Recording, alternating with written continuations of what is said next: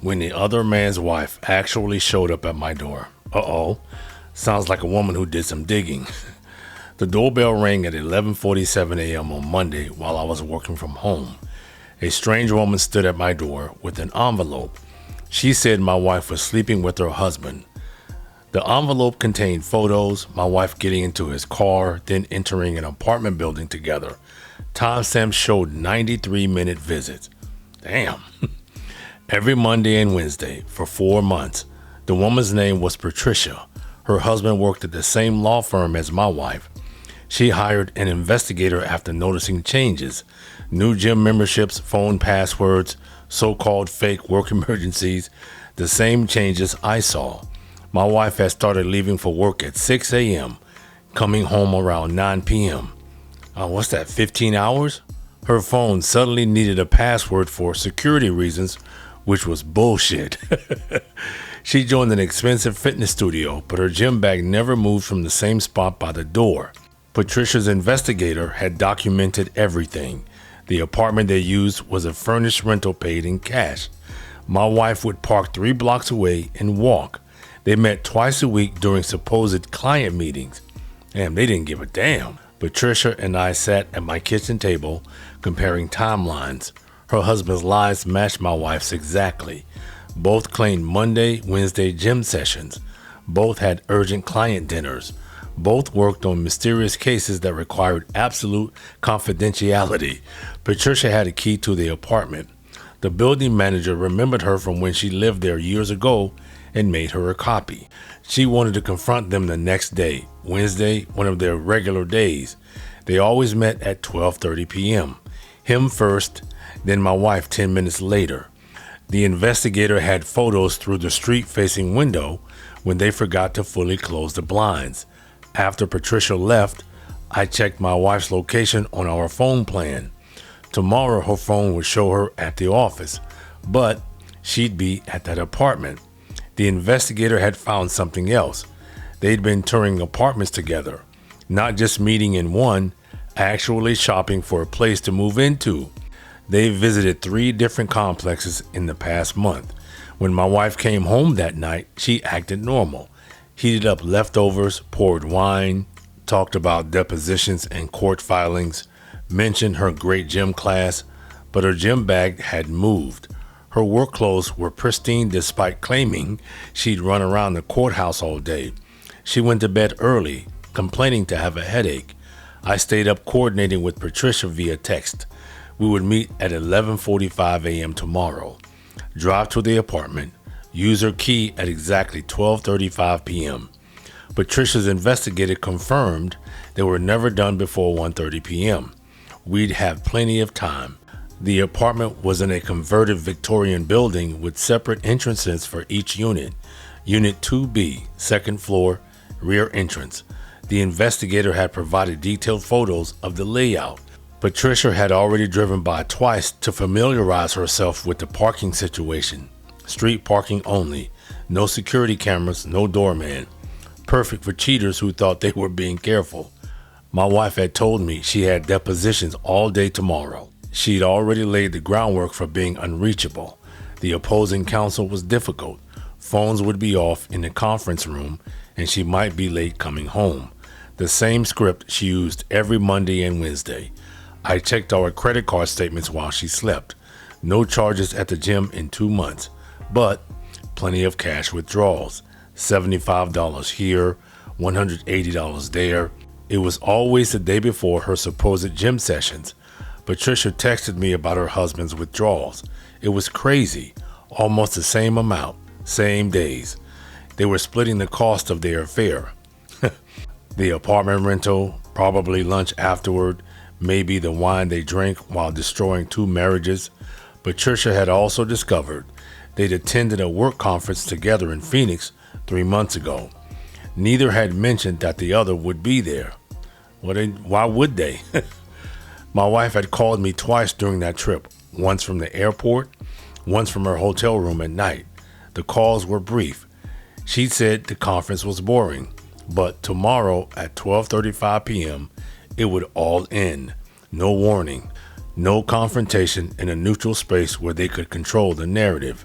Just two spouses walking in with the key they didn't know existed. That night, I lay next to my wife. She'd been sleeping next to me for 16 years. Tomorrow will be the last time. Wednesday morning came fast. My wife got up at 5:30 a.m. like always. She showered, put on her Navy suit, and grabbed her briefcase. She kissed me while I was still in bed. The same routine she'd done every Monday and Wednesday for 4 months. The front door closed at 6:15 a.m. I waited 5 minutes, then got up. Patricia texted at 8 a.m. confirming our plan. Her husband had left for work acting completely normal. He even reminded her about their dinner plans for Saturday night. The audacity was incredible. I spent the morning pacing, checking the time every few minutes. 9 a.m., 10 a.m., 10:30 a.m. At 11:15 a.m., I was ready. Patricia had suggested we look like regular people, not spouses about to catch cheaters, whatever that means. I drove to our meeting spot, a coffee shop parking lot 2 blocks from the apartment. Patricia was already there in her car. She got into my car. She looked calm, but her hands were shaking slightly. She had the key in her purse along with her phone set to record. I had mine ready too. We drove past the apartment building first. My wife's car was already there, parked exactly 3 blocks away like always. Patricia pointed out her husband's BMW in the building's rear lot. They were both inside. We parked around the corner and waited. 12:25 p.m., 12:30 p.m. At 12:33 p.m., we walked to the building. The rear entrance was unlocked, just as the investigator had said it would be. We climbed the stairs to the second floor. Unit 2B was at the end of the hallway. Patricia put the key in the lock. It turned smoothly. We could hear music playing inside, jazz. Patricia pushed the door open. The apartment was an open floor plan. Kitchen to the left, living room straight ahead. The bedroom door was open to the right. My wife's navy suit jacket was on the couch. Her shoes were on the floor.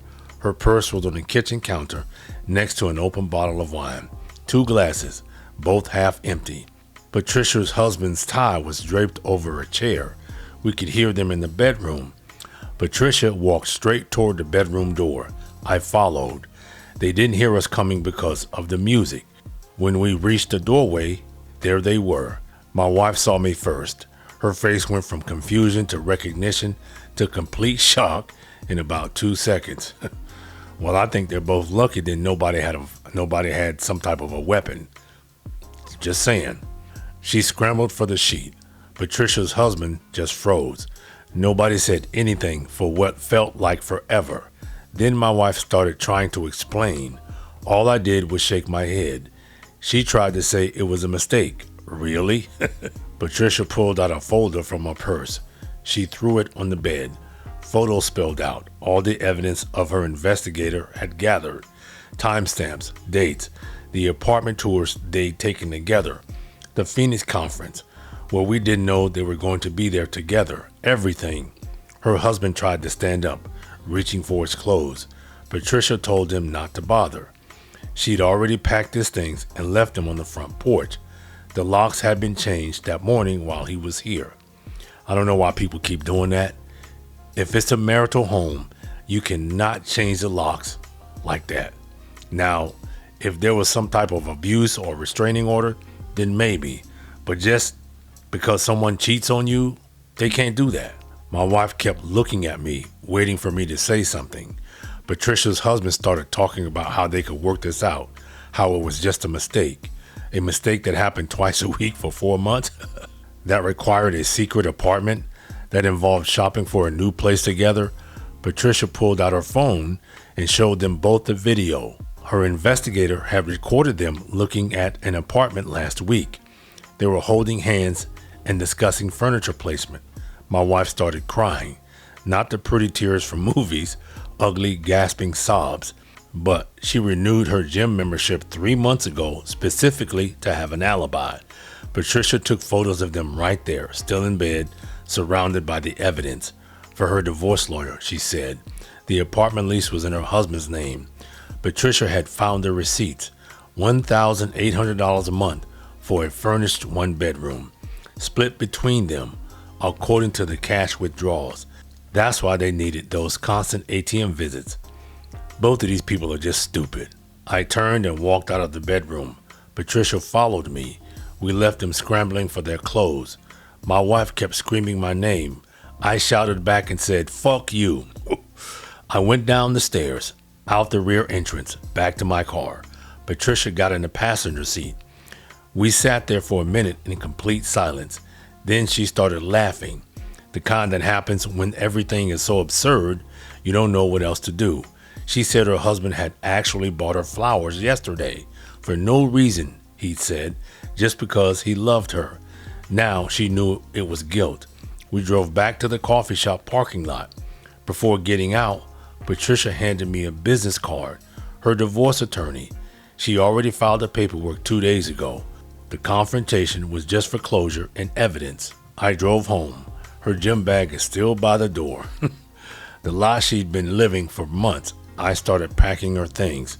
Not everything, just enough to get her through a few weeks. Clothes, toiletries, the jewelry her mother had given her.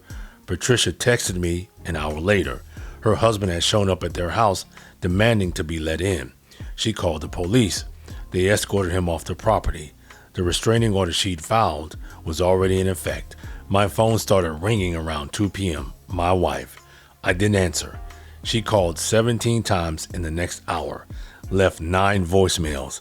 I deleted them without listening. Then the text started, saying she was sorry, that it meant nothing, that she loved me, that she'd end it immediately. But she didn't end it. We did. By walking through that door at 4 p.m., she showed up at the house. Her key didn't work. See, they need to cut this out. You can't do that in a marital home. Unless there was some type of documented abuse, then maybe. But just because of infidelity, you can't lock your spouse out of the house. You just can't. I changed the locks during my lunch break yesterday. Patricia had given me the idea. She pounded on the door. I watched from the upstairs window. She looked disheveled, her perfect navy suit wrinkled, her makeup smeared. Nothing like the composed paralegal who left this morning. I had already called my lawyer. Not a divorce attorney yet, just my friend who did family law. He said not to let her in, not to engage, document everything. So I recorded her standing on my porch, screaming that this was her house too. Yep, she's right. The neighbors were watching. One nosy neighbor next door came out to ask if everything was okay. My wife tried to explain, but what could she say? That she'd been caught cheating and locked out? The neighbor went back inside. My wife finally left after an hour, but she came back at 7 p.m., this time with her sister. They both pounded on the door. Her sister called me every name she could think of, said I was overreacting, that everyone makes mistakes, that I needed to be a man and work through this. Funny how I needed to be a man now. Where was that concern when my wife was sneaking around twice a week? I had texted my wife a single message. Her bags were in the garage. The garage door code had been changed, but I left them outside the side door. She could get them and leave, and further contact would go through lawyers. She texted back immediately, begging for a conversation, just 5 minutes, to explain everything. But what was there to explain? Patricia sent me the photos she'd taken.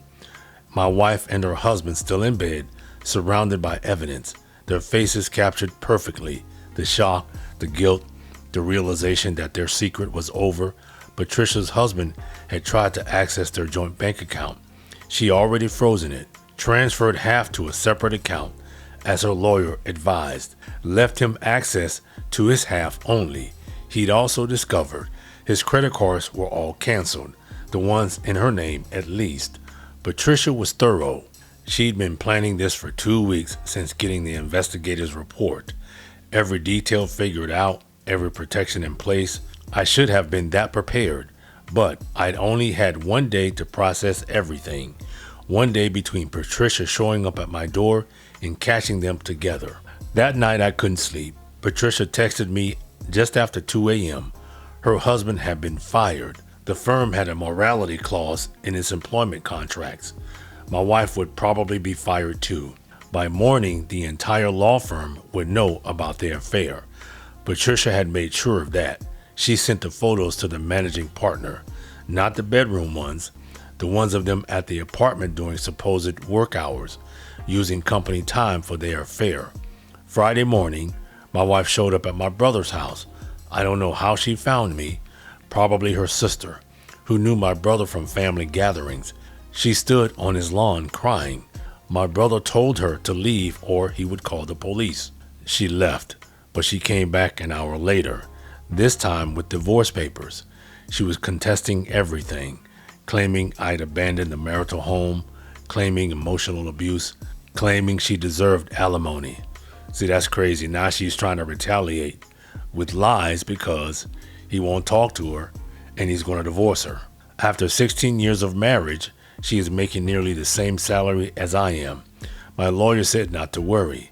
The evidence Patricia had shared would destroy her credibility. Photos of an ongoing affair, receipts for the apartment, the investigator's timeline showing 4 months of deception. Friday afternoon, Patricia's husband showed up at my brother's house.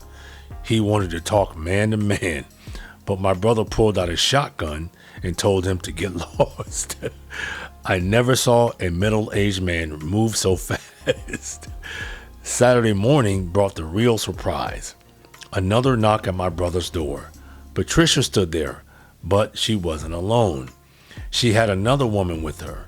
Patricia introduced her as Sandra. Sandra's husband was also sleeping with my wife. Not now.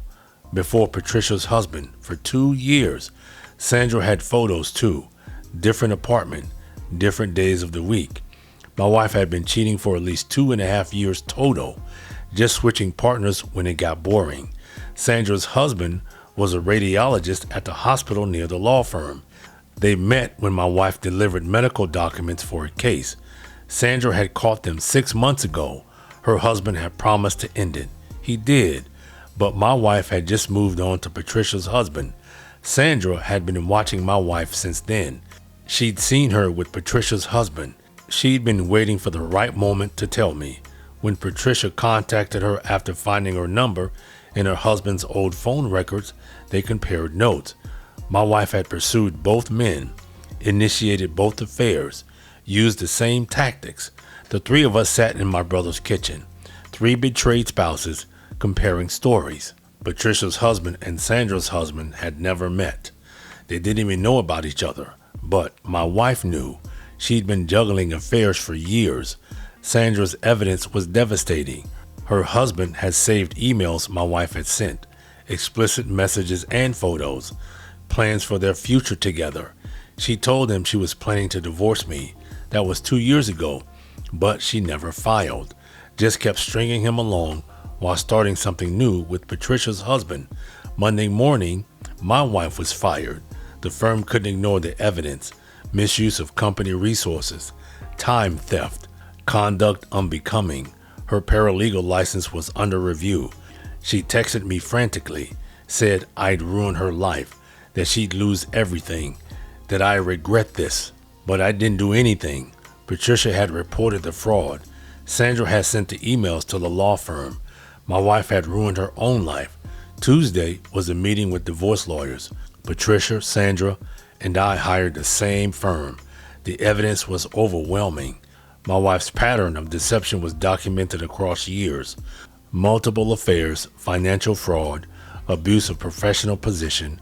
Wednesday, my wife tried one last move. She went to my work, told my boss I was having a mental breakdown, that I'd abandoned my family, that I needed help. My boss called me, concerned. I sent him the photos, just a few, enough to explain the situation. He banned her from the property, gave security a photo of her, said if she returned, they would call the police. Thursday, the divorce papers were filed. No alimony. She'd keep her debt, I'd keep my retirement, the house would be sold, and the proceeds would be split. Clean break.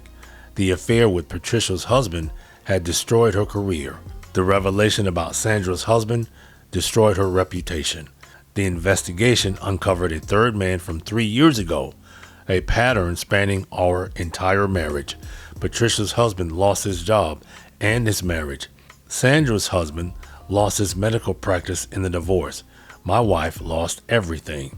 But that Monday morning, when Patricia rang my doorbell, that saved my life. I could have spent another decade living a lie. Patricia and I still text occasionally. Not romantic, just two people who went through hell together. Yeah, they did. Sandra moved to Seattle for a fresh start. My brother helped me find an apartment near his place. The divorce was final in 60 days. My wife texted me once after it was final, said she was sorry, that she'd been broken for years. Sounds like it. That she'd gotten therapy too late. I deleted it. Some stories don't deserve an epilogue, but I want to reiterate, Patricia showing up at my door that morning, that was the beginning of my actual life. The one where I wasn't being played for a fool. Patricia saved me that day. A stranger with an envelope full of truth. The doorbell changed everything. Well, two things I want to say. People go through infidelity every single day, even the stories that are not shared with me. You have to control your emotions, and you cannot kick your spouse out of the house. You cannot kick your spouse out of the house. You can't change the locks. Now, again, if there's some type of abuse involved and didn't get a restraining order, then probably you can't go back to the house, or the person that was cheating on you can't go back to the house. But if you're just acting on pure emotions, you can't. It's the marital home. Unless there's some type of violence involved, you can't just kick out your spouse. I don't care how mad you get. You just can't do it. You have to follow legal procedures. Unless, like I said, there's some crazy mental stress going on where someone gets violent, then yeah, probably. But just pure emotion, you finding out that your spouse cheated, you can't kick them out. Until next time.